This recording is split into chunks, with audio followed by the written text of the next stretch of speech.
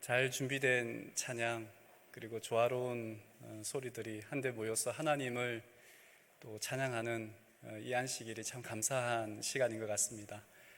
지난 한 주 동안도 평안하셨는지 모르겠습니다. 오늘 안식일마다 교회 오는 게 쉽지가 않아요. 비가 와서요. 오늘도 또 이런저런 사정으로 오는 것이 쉽지 않았을 텐데 이곳에 함께한 우리 모두에게 또 하나님의 참 사랑과 평안이 넘치는 경험하는 그런 시간이 되었으면 좋겠습니다.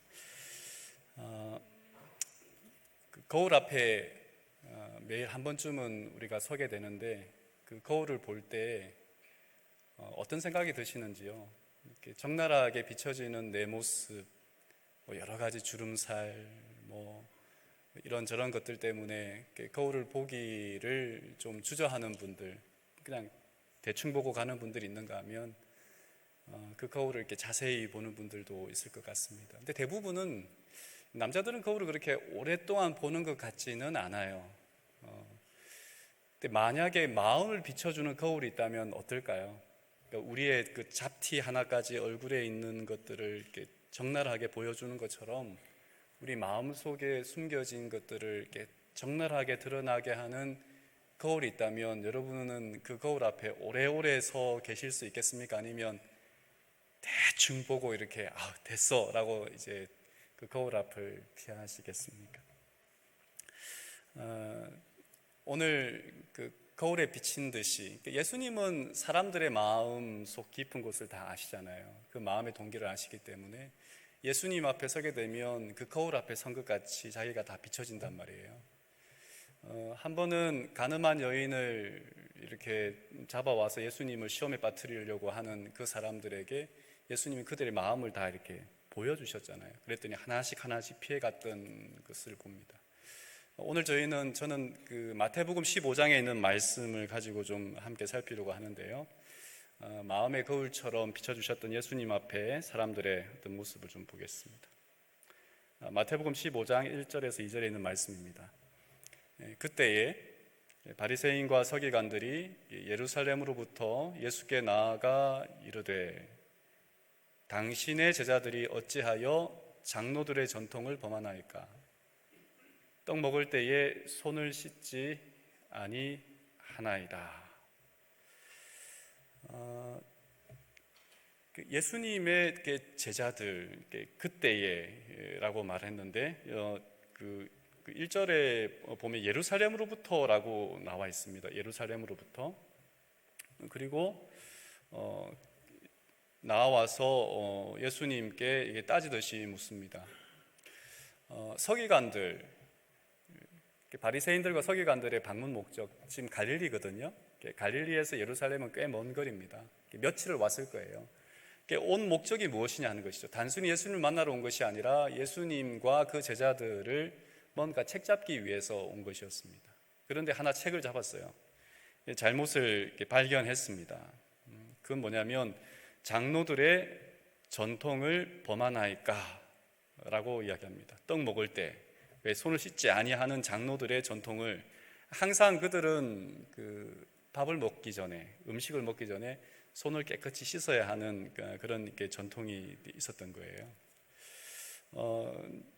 전통, 그러니까 우리가 흔히 아는 탈무드라든지 탈무드 이야기, 그러니까 성경에는 기록되어 있지 않지만 하나님의 율법을, 말씀을 좀 더 이렇게 잘 지키고 좀 이렇게 생활 속에 있어서 규범대로 살게 하기 위하여 그들이 나름대로 전해져 내려오는 그런 어떤 규칙들이, 그것이 모아놓은 것이 이제 오늘 우리가 아는 탈무드 같은 그런 책들인데, 근데 그때도 그것이 있었던 거예요. 그런데 그 전통의 권위라고 하는 것이 하나님의 말씀보다 더 권위 있게 여겨지기도 했습니다. 그랬을 때 예수님은 이렇게 말씀하시는 거죠. 3절에 너희는 어찌하여 너희의 전통으로 하나님의 계명을 범하느냐, 이렇게 말을 하고 그러면서 이사야 예언을 인용합니다. 이 백성이 입술로는 나를 공경하되 마음은 내게서 멀도다. 사람의 계명으로 교훈을 삼아 가르치니 나를 헛되이 경배하는도다 라는 이야기입니다. 제사장이 많아지면, 호세아서 4장 7절에 보면 이런 말이 나와요. 새 번역에 제사장이 많아지면 많아질수록 나에게 짓는 죄도 더 많아지나니 내가 그들의 영광을 수치로 바꾸겠다. 하나님의 말씀을 사람들이 자꾸 이렇게 포장을 하는 겁니다. 하나님의 말씀을 이렇게 자꾸 사람들이 규정을 만들어서 그것을 좀 더 까다롭게 하는 것입니다. 형식적으로 그들의 마음은 여러 가지로 그 말씀을 지키기 위하여 규정을 만들고 규칙을 만들고 그 다음에 어떤 전통이라고 하는 그런 것들을 이렇게 만들었지만 그 본래의 의미는 퇴색되고 오히려 더 이렇게 본질을 벗어난 어떤 일들이 있었던 거예요. 그래서 예수님은 그들을 꾸짖었습니다. 바리새인들은 손 씻기와 같은 전통적인 규례를 굉장히 엄격하게 지켰습니다. 그런데 예수님의 말씀처럼 부모를 공경하라라고 하는 십계명의 어떤 계명과 같은 그런 것들은 소홀히 여기는 사람들도 생겨났다는 말이에요. 외적인 형식은 지키면서 어떤 신앙의 본질적인 가치는 잃어버린. 그래서 예수님은 이러한 모순을 너희의 전통으로 하나님의 말씀을 폐하고 있다라고 꾸짖고 있습니다. 예수님이 언급한 내용은 이 고르반의 문제입니다. 15장 4절부터 보면 우리가 쭉 아는 내용들인데, 다섯 번째 계명인 내 부모를 공경하라라고 하는 10계명의 다섯 번째 계명과, 그리고 출애굽기 21장에 나와 있는 아버지나 어머니를 비방하는 자는 반드시 죽임을 당하리라 라고 하는 이 부모 공경에 대한 내용이 있단 말이에요. 그런데 그 장로들의 전통에 의하면 내가 가지고 있는 것을 하나님 성전에 드리겠다, 드린다라고 하는 뜻의 이 고르반 하게 되면 더 이상 나는 부모를 공양하는데 내 돈을 쓰지 않아도 된다라고 하는 그러한 전통이 있었단 말입니다. 마가복음에는 이 문제를 이렇게 동일한 부분을 이제 보고 있는 마가복음에는 이렇게 말합니다. 모세는 너의 부모를 공경하라 하고 또 아버지나 어머니를 모욕하는 자는 죽임을 당하리라 하였거늘 너희는 이르되 사람이 아버지에게나 어머니에게나 말하기를 내가 드려 유익하게 할 것이 고르반이란 뜻은 곧 하나님께 드림이 되었다고 하기만 하면 그만이라 하고 자기 아버지나 어머니에게 다시 아무것도 하여 드리기를 허락하지 아니하여 너희가 전한 전통으로 하나님의 말씀을 폐하며 또 이 같은 일을 많이 행하느니라 하시고, 우리가 다 아는 것처럼 부모를 공경하라라고 하는 분명한 계명이 있습니다. 공경하라라고 하는 말은 부모를 공양해야 된다는 의미까지 포함되어 있었어요. 이 성경이 기록될 당시 말입니다. 그런데 이 고르반, 그러니까 하나님께 드린다라고 선언하게 되면 그 부모를 공양하는데 재산을 쓰지 않아도 죄가 되지 않는 겁니다. 그러니까 내가 살아있는 동안에는 이 재산을 내가 사용하다가 내가 죽게 되면 이 재산은 하나님께 온전히 바쳐질 거야 라는 선언이 고르반입니다. 그렇게 되면 부모를 공양하는데 내 돈을 사용하지 않아도 사회적으로 문제가 되지 않는 겁니다. 이것은 신앙을 빙자한 자기 이익을 보호하기 위한, 자기의 재산을 보호하기 위한, 부모에게 돈을 쓰지 않아도 되는 그런 어떤 그 위선적인 행동이었습니다. 시대소망에는 이렇게 말을 합니다. 항의의 근거는 전과 같이 하나님의 율법에 방해가 되었던 유전적인 교훈을 무시하였다는 것이다. 이 교훈은 외향으로는 율법의 준수를 보호하도록 계획된 것이었으나 사실은 율법 그 자체보다 더 신성시되었다. 유전이 시내산에서 주신 계명과 상충될 때 그들은 랍비의 교훈을 선택하였다. 그러니까 이 유전, 흔히 전통이라고 하는 것, 좋은 거잖아요. 그것은 하나님의 율법을 더 보호하기 위한 것이었는데 이제는 오히려 그것을 넘어서서, 그러니까 하나님의 말씀과 그들이 가지고 있던 신앙의 전통이 충돌할 때에는 무엇이 우선시 되게 되냐면, 무엇을 더 중요하게 생각하게 되었냐면 하나님의 말씀보다 자기들의 전통을 우선시하게 된 거예요. 그 수많은 전통들이 있었겠지만 자기들에게 유익한 것은 계속 유지했을 테고 자기에게 불리한 것은 폐기했을 거잖아요. 그러니까 한마디로 말하면 하나님의 말씀보다 나에게 유익이 되는, 나에게 손해가 되지 않는 것을 선택하는 이 이기심의 발로에서 그들이 전통을 굉장히 소중하게 생각했다라고 하는 것입니다. 예수님이 하신 말씀의 본질은 너희가 하나님을 믿는 그 규칙, 규정, 그리고 어떤 방식들에 있어서 무엇이 더 본질적인 것이냐라고 하는 것에 대하여 질문하고 있습니다. 그리스인 조르바라고 하는 소설이 있는데요. 거기에 보면 한 내용이 나옵니다. 어떤 한 두 사람이 길을 갑니다. 무슨 음식을 좋아하시나요, 어르신? 이렇게 묻습니다. 그랬더니 그 한 노인이 이렇게 말합니다. 뭐든 다 잘 먹습니다. 이건 좋고 저건 싫다고 하는 건 죄를 짓는 거지요. 그랬어요. 그랬더니 묻습니다. 왜 그렇습니까? 골라서 먹는 게 나쁘다는 건가요? 그랬더니 이 사람이 이렇게 말을 합니다. 안 됩니다. 그러면 절대 안 됩니다. 그래서 또 물었어요. 왜 안 되는데요? 그랬더니 하는 말이 굶주리는 사람이 있지 않습니까? 그러면서 그 책에 이런 그 기록이 있습니다. 나는 부끄러워서 아무 말도 할 수 없었다. 내 마음은 그런 품위와 연민을 가진 적이 없었기 때문이었다. 우리에게도 신앙의 아름다운 전통들이 있습니다. 이 전통 자체가 나쁜 것은 아니죠. 신앙의 전통은 본질을 더 잘 보호하고, 그러니까 형식이라고 하는 것은 그 어떤 그 내용물을 잘 보호하기 위해서 이렇게 존재하는 것입니다. 수단일 때 빛나고 아름다운 것입니다.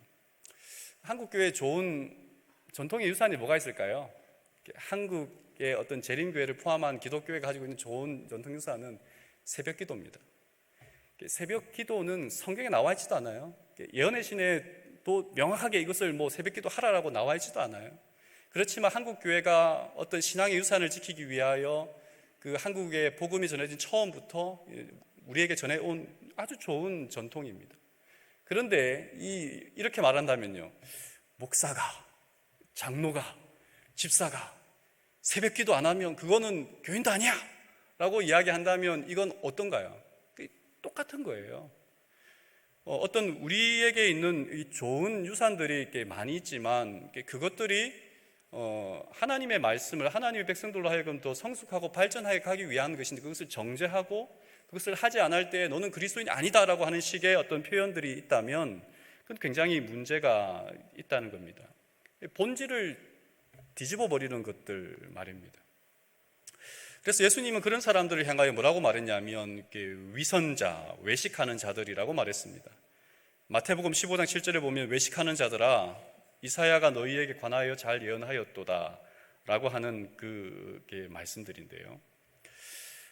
입술로는 나를 가까이 하지만 마음으로는 아주 멀리 있다라고 하는 그 이사야의 예언 말입니다. 위선자라고 하는 이 말은 그 히포크리테스라고 하는 헬라어인데, 이 말은 연극 배우를 가리키는 말입니다. 너희들은 위선자야, 너희들은 연기자야, 너희들은 가식적인, 그러니까 실제로 자기의 어떤 자기가 아니지만 어떤 역할을 대신하는 배우처럼 말입니다. 그런 가식적인 위선자라고 예수님은 이야기를 했습니다. 입술로는 하나님을 공경한다고 말합니다. 입술로는 존경한다고 말합니다. 그러나 전혀, 그러니까 우리가 정말 마음을 다하여 하나님께 마음을 다하여 어떤 사람에게 드리는 걸 뭐라고 그러냐면 선물이라 그러죠. 근데 마음이 없는데 그걸 포장해서 어떤 사람에게 선물을 주게 된다면 그거는 뇌물이에요. 예수님은 외식하는 자들이라고 이야기했습니다. 위선자. 바리새인들의 신앙의 형태가 마치 연극 배우처럼 거칠에는 잘하지만 어떤 본질적인 부분에 있어서 전혀 하나님의 마음에 들지 않는 모습입니다. 플라톤의 국가라고 하는 책에 보면 기게스의 반지 이야기가 이렇게 나오는데요. 이 사람은 어떤 이야기가 있냐면 리디아의 왕에게 고용된 한 목자 기게스에 대한 이야기입니다. 어느 날 지진과 광풍으로 지진이 갈라진 땅 틈에 보니까 한 거인이 죽어 있는데 그 거인에게서 뭘 발견하냐면 금반지를 이렇게 발견합니다. 그리고 그 금반지를 이렇게 자기 손에 끼워봤는데 뭘 돌리다 보니까 갑자기 자기가 사라져요. 그러니까 사람들 눈에는 자기가 보이지 않는 겁니다. 이걸 이제 기게스가 좀 활용을 하는데 왕궁으로 가서 자기는 왕에게 고용된 목동이지만 왕궁에 가서 그 왕을 죽이고 왕비를 자기 아내로 취하고 그 나라를 빼앗는 그런 이야기가 있습니다. 여기에서 질문하는 게 이런 것 같아요. 이 책에서 인간은 본질적으로 정의로운가? 그러니까 그 마음 자체가 그냥 정의가 우러나와서 그런 행동을 하는 것인가? 우리가 하는 정의로운 행동들이 아니면 무엇이 두려워서 무서워서 정의로워 보이는 행동을 하는 것인가 하는 질문을 하고 있습니다. 잘 모르겠지만 미국 사람들은 법규를 잘 지키는 것 같아요. 제가 볼 때는 법규를 잘 지키는 이유는 어떤 분이 그런 말을 하시더라고요. 미국에서 벌금이 세면 법규를 잘 지킵니다. 어떤 규칙을 범했을 때에 과다한 어떤 형량을 부여하면 법규를 잘 지킵니다 라고 이야기합니다. 우리는 그리스도인으로서 하나님의 법을 지키는데 이런 생각을 해보잖아요. 저도 목사니까 이렇게 별내동에 사는 게 굉장히 불편해요. 지나가면 교인들이 많아서 나는 그 사람을 못 봤는데 그 사람은 목사님 그 반바지 입고 슬리퍼 신고 이렇게 다니면 돼요. 이렇게 이제 이야기를 한단 말이에요. 예를 들어. 근데 이게 나는 자유롭고 싶은데 그러면 이제 어떻게 나갈 때 사람들이 없는 곳에서 가면 참 편한데 이렇게 별내동에 있으면 굉장히 이렇게 불편하다는 생각이 들 때가 많습니다. 저는 왜 그러냐면요. 저는 가식적인 사람이거든요. 보이는 것과 실제 삶이 좀 다르기 때문에 그럴 수도 있습니다.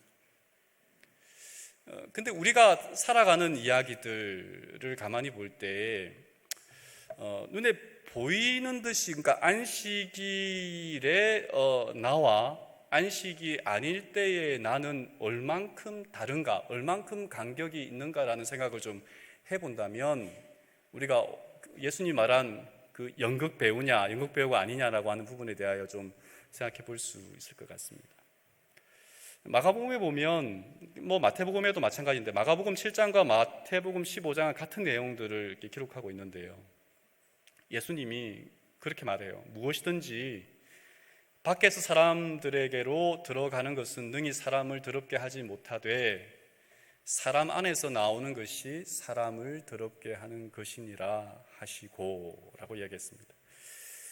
그러니까 어떤 이 마음이 문제지 어떤 다른 것들 우리가 무엇을 이렇게 먹을 때 손을 씻느냐 안 씻느냐 기도할 때 무릎을 꿇느냐 안 꿇느냐 기도할 때 눈을 뜨느냐 안 뜨느냐 하는 이런 문제는 사실은 문제가 안 됩니다. 마음이라고 하는 것은 형체가 없습니다. 그런데 여기 형용사적인 선한 마음, 악한 마음, 좋은 마음 이런 어떤 형용사가 붙으면 그 마음의 형태가 형체가 드러납니다. 근데 마음이라고 하는 것은 형체가 없잖아요. 그래서 예수님은 마음이 청결한 자는 복이 있다라고 말씀하셨습니다. 그런 사람이 하나님을 볼 것이다. 그러면 우리가 관심을 가져야 하는 것은 겉이 아니라 속입니다. 교회 오실 때 이렇게 옷을 한번 쳐다보셨어요? 아니면 우리 마음을 한번 쳐다보셨어요?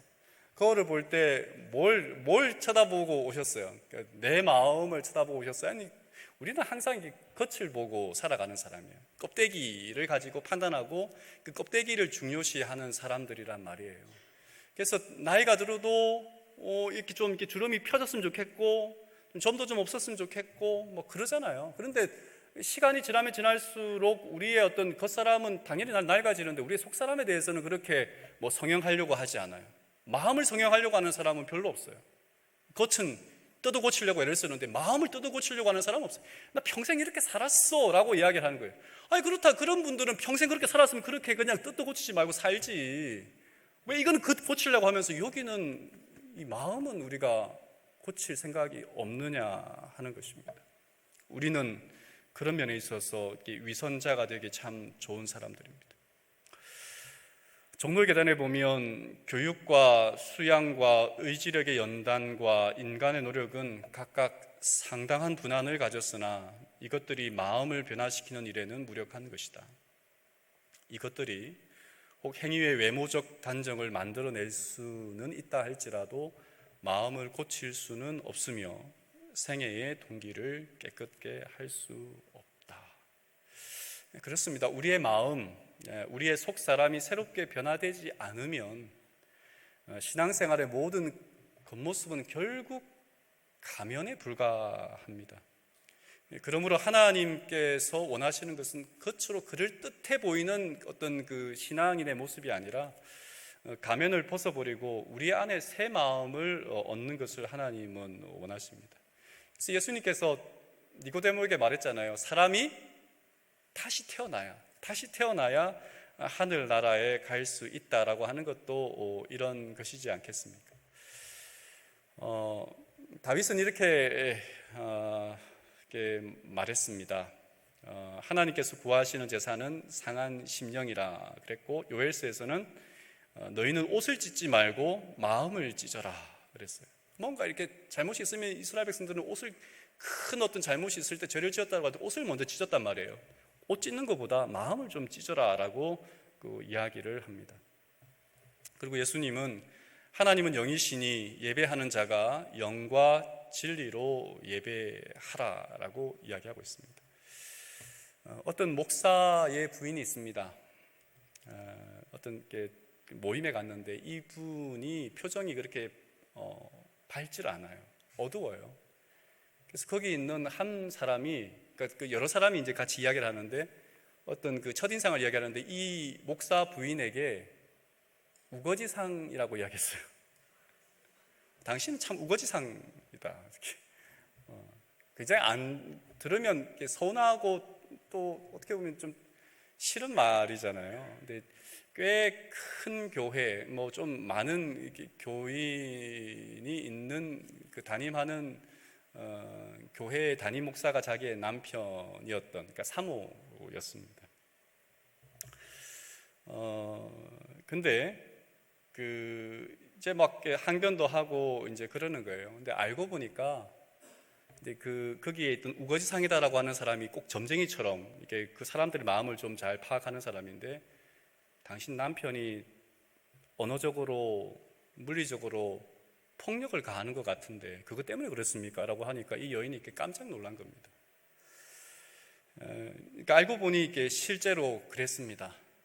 남편이 언어의 폭력과 때로는 그 물리적인 폭력을 가하는 그런 남편인데 누구에도 말을 못하는 거예요. 누구에게 말을 하겠어요? 이렇게 남편이 목사인데 이혼하지 않고서는 그걸 이야기할 수 없고, 또 자기는 신실한, 사모이기 이전에 신실한 그리스도인인데 그 이야기가 퍼져나가면 기독교가 또 욕을 먹을 거기 때문에, 재림교회 목사는 아닙니다. 욕을 먹을 거기 때문에 굉장히 전전긍긍하던 그런 찰나에 이 집단 상담에 온 겁니다. 그런데 이 집단 상담을 이끌어가는 그 상담자가 그 이야기를 이렇게 하게 된 거예요. 그러면서 이 책에 보면 이런 내용이 있습니다. 이 상담자가 이 사람에게 자기 마음을 좀 이렇게 내어놓고 어떤 그 상담을 진행하면서 이런 말을 해요. 목사의 사명이 과연 무엇이겠느냐고 말하면서, 목사로서 진정으로 사람들을 감화시키려면 사람 냄새가 나야 하지 않겠느냐고 했다. 기독교의 본래 목적이 전도로서 따뜻한 가슴을 가지고 사람들에게 접근해 사람들의 가슴을 녹이는 것 아니냐고 말한 것이다. 그런데 남편은 가슴을 열지 않고 아내에게도 가슴을 열지 말라고 하면서, 즉 두 사람 다 가슴을 열지 않은 상태에서 과연 진정으로 사람들의 가슴에 예수님의 복음을 전할 수 있겠느냐고 물었다. 두 사람 다 가면을 쓰고 사는 시기인데 그렇게 해서 교회가 부흥되고 은총을 받는다면 그것은 다 위선이며 가짜라고 일침을 놓은 것이다. 그러니 아내라도 먼저 변하여 남편을 돕는 것이 진정한 아내의 역할이 아니겠느냐고 했다. 그래야 두 사람 다 당신들을 따르는 많은 신자들에게 사랑받는 참다운 종교인의 모습이 된다고 철중님은 간곡하게 일러 주었다. 이 내용을 좀 읽으면서 참 많은 생각을 했어요. 우리는 숨기고 살아요. 저도 뭐 그런 면이 없지는 않은 것 같습니다. 여기 계시는 모든 분들이 다 그럴 거잖아요. 어느 정도는 숨기고 살 거잖아요. 뭐 이렇게 길을 가면서 뭐 찬송가를 듣는 것보다 이렇게 가요를 듣는 게 좋고, 어떤 예배에 오는 것보다 TV 드라마가 더 생각이 나고, 그럴지라도 우리는 뭐예요? 뭐 그렇게 그게 나쁜 것이 아니라 그렇게 살아가는데, 그것이 꼭 나쁜 것처럼 뭔가를 숨기고 살아가는 그런 사람들이란 말이에요. 가슴을 열지 못한다. 근데 여기에서 이 상담자가 사람 냄새 좀 나게 해라, 잘못한 것이 있으면 잘못했다고 말하고, 그리고 어떤 서로가 용서를 해야 될 것이 있으면 용서를 하고, 뭔가를 좀 이야기하면서 살아라라고 했습니다. 이제 나중에 이 책을 읽어보면 이 여인의 또 다른 모습의 이야기가 등장합니다. 미국의 센고 연합 감리교회에 새로운 담임 목사가 취임하는 날이었습니다. 우리 같으면 다 이름이 알려져 있으니까 그러겠지만, 여기는 뭐 그렇지 못한 것, 이런저런 어떤 뭐 이야기가 좀 종합된 것 같기는 하지만, 어떤 신문 기사를 좀 확인해 보면 그렇습니다. 꽤 큰 교회인데, 일요일 아침에 예배당에 한 남루한 옷을 입은 사람이, 약간의 어떤 한 일주일 정도 노숙한 듯한 사람이 이제 교회에 들어와요. 여러분 어떻게 하시겠어요? 노숙자가 우리 교회에 들어오시면 어떻게 하시겠냐고요. 그 교회도 마찬가지였어요. 이 사람에게 뭐 건성건성으로 뭐 방명록은 받고 뭐 선물도 주고 하지만, 뭔가 이렇게 앞쪽으로 오기에는 그렇고, 냄새가 나니까 저 뒤쪽에다 좀 이렇게 앉아 있기를 원하는데, 이 사람이 쭉 앞쪽으로 이렇게 다가와서 안내자들이 꽤 당황을 했던 모양입니다. 그리고 새로운 담임 목사를 소개해야 되는데, 담임 목사가 왔는지 안 왔는지 몰라요. 그만큼 사람들이 많은 거죠. 근데 왔을 거라 생각하고, 아마 전화상으로는 목사님 몇 시에 이제 등단해야 되고 소개할 테니까 그때까지 꼭 오십시오라고 이야기했겠죠. 그러니까 우리 정서로는 이해가 안 되지만 미국에서는 이게 가능한 것 같습니다. 그런데 이제 그럴 때에 이제 담임 목사를, 어느 뭐 목사님, 뭐 예를 들어 이 목사님 이름이 윌리 라일 목사님을 소개하겠습니다, 어디 계십니까? 라고 했는데, 갑자기 그 노숙자 옷을 입은 분이 이렇게 앞으로 이렇게 나오는 거예요. 웅성웅성했겠죠. 사실은 이 이야기를 보면 그 사람은 진짜 이 노숙인처럼 한 4일 정도 길거리에서 노숙을 했대요. 실제로 이 어떤 그 마음을 느껴보기 위해서 그 노숙자로 이렇게 며칠을 지내면서 그 모습 그대로 이렇게 교회를 온 겁니다. 그리고 단상에 서서 그분이 이렇게 설교를 하는데, 그 성경 말씀 한 구절을 엎질렀습니다. 마태복음 25장 35절부터 있는 말씀입니다. 내가 줄일 때에 너희가 먹을 것을 주었고, 목마를 때에 마시게 하였고, 나그네 되었을 때에 영접하였고, 40절에 지극히 작은 자 하나에게 한 것이 곧 내게 한 것이니라. 이 말씀을 마친 후에 그 윌리 라이 목사님이 이렇게 말했다고 합니다. 오늘 보니 이곳에는 예수님의 교회가 아니라 그저 사람들이 모여 있을 뿐인 것 같습니다. 세상에는 사람들은 넘쳐나지만 하나님의 사람, 하나님의 제자는 부족합니다. 여러분은 언제 예수님의 참된 제자가 되시겠습니까? 그리고 예배를 마쳤다고 합니다. 이 이야기는 많은 것을 생각하게 합니다. 말로는 연약한 사람을 사랑합시다, 약한 자를 도웁시다 라고 저도 이야기를 합니다. 그렇지만 실제로는 이 교회의 문턱을 들어서는 사람 가운데 그는 연약한 사람이고 우리는 관심이 없습니다. 우린 교회에 오면 어떤 사람과 있고 싶어요? 나와 말이 통하는 사람, 내가 익숙한 사람, 친숙한 사람, 그런 사람과 이야기하고 그런 사람과 밥 먹고 싶어 하잖아요. 어떤 면에 있어서 우리도 그저 그런 사람 말입니다. 야고보서 1장 22절에 너희는 말씀을 행하는 자가 되고 듣기만 하여 자신을 속이는 자가 되지 말라. 자신을 속이는 자가 되지 말라. 가식적인 건요, 하나님을 속이는 것이 아니라 나를 속이는 거예요. 나를 속이는 자가 되지 말아라 라고 예수님은 이야기하십니다. 믿음은 어떤 것입니까? 우리의 입술과 우리의 마음이 일치하는 그런 상태, 그리고 우리의 부족함을 알고, 우리는 늘 부족하죠. 부족하니까 하나님께 나아가서 도움을 구하는 사람들입니다.